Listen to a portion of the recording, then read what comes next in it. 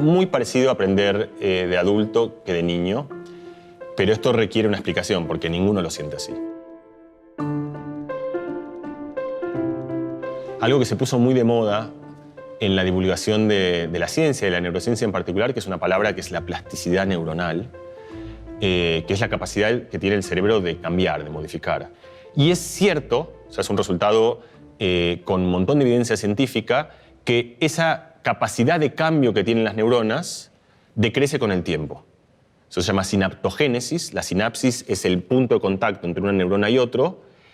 Esa capacidad que tienen las neuronas de formar nuevas sinapsis, nuevos contactos y por lo tanto nuevos circuitos que codifiquen cosas nuevas, decrece con el tiempo. Porque eso es verdad, pero no es verdad que eso signifique que de grande no puedas aprender o que no puedas aprender lo mismo, salvo en algunos dominios muy particulares. Como por ejemplo, uno de ellos es, y en el caso de los idiomas, es la capacidad de detectar fonemas. Cada idioma tiene fonemas distintos. Por ejemplo, nosotros en castellano tenemos 5 vocales, A, E, I, O, U. Son 5 sonidos. Por supuesto, la A que pronuncias tú y la que pronuncio yo son distintas. Otros idiomas tienen otros fonemas. Por ejemplo, los franceses tienen una cantidad de vocales que no las puedo ni contar. Nasales, no nasales. Vocales que para nosotros son iguales. O sea, la U, la U, la U, la U. O sea, para mí son todas U's, pero para eso son tan distintos como la J y la R. No es que son U's distintas, son realmente vocales profundamente distintas. Entonces, eso se forja muy de pequeño. Y por eso es que es cierto que aprender a hablar con buena pronunciación y sobre todo con algunas diferencias fonémicas, de fonemas que a nosotros nos resultan muy costosas, es mucho más difícil de adulto. Entonces, hay algunas cosas que son más difíciles de adulto que de niño, como por ejemplo esta, aprender los fonemas de un lenguaje.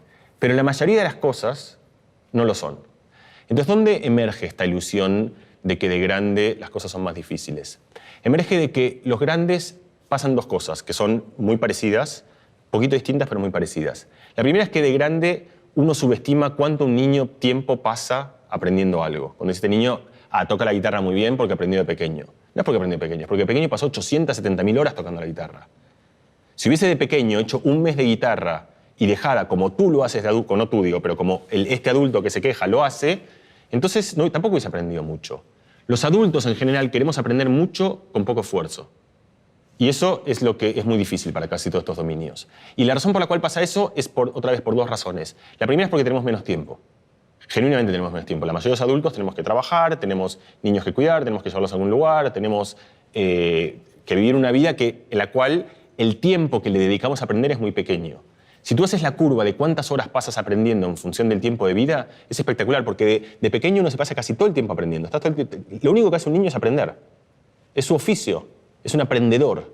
O sea, no hace nada más que aprender. Luego va al colegio, aprende, hace otras cosas, pero sigue aprendiendo cosas. Aprende deporte, aprende música, aprende a relacionarse, aprende socialmente. Y luego en un momento adquieres un oficio y la mayoría de nosotros dejamos de dedicarle tiempo a aprender casi abruptamente. El tiempo de aprendizaje es 30 minutos por día. 20 minutos por día, 15 minutos por día. Entonces, uno le echa la culpa a su cerebro cuando en realidad debería echarle la culpa a algo muchísimo más sencillo, que es el tiempo que uno le dedica al aprendizaje. Entonces, la pregunta es, ¿por qué uno le dedica tiempo? La primera razón es porque no la tenemos y la segunda razón, es la fundamental, es lo que hace que la diferencia más sustancial de cambio de aprendizaje entre adultos y niños es la motivación. Muchas veces la motivación no es propia. De hecho, los adultos hacemos eso con el trabajo.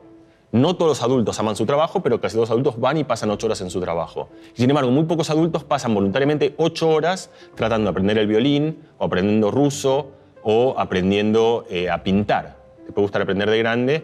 Entonces, está estudiadísimo que si tú compensas por ese factor, y tú dices, bueno, ¿cuánto aprendo por tiempo y por motivación, que son variables bastante parecidas? Un adulto aprende casi lo mismo que un niño.